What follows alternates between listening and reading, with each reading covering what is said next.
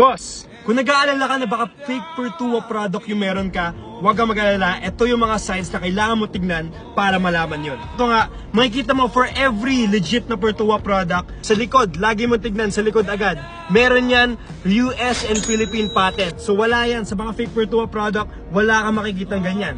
Second is, meron ka makikita dito na manufactured by. Sino ba ang nagmamanufacture nito mga Pertua product natin? Manufactured lang to ng isang lugar, which is yung Primetech Oil Incorporated. So yan, Primetech Oil Incorporated, manufactured by Primetech Oil Incorporated. Lahat-lahat ng product na to, manufactured lang ng Primetech Oil Incorporated. Siyempre, dito mo lang makikita yun. Halatang halata naman, makikita mo, sa Pertua can natin, ang ginagamit ng mga fake product natin is yung old na model. So mahalata mo naman yan, ito lang yung meron na legit na Pertua product sa Pertua can. Ito lang, yung mismong model na yan. Tsaka kitang-kita mo naman ang kintab, ibang-iba talaga kapag legit na Pertua product. At syempre, advice ko lang sa'yo, kung nag-aalala ka na baka fake yung makuha mo, huwag ka na mag-isip, dito ka na kasi mag-order sa TikTok shop natin. Lahat ng mga Pertua product natin, straight from the factory, legit na legit talaga. Wala ka na alalahanin, nasa bahay ka lang, darating pa yung order mo.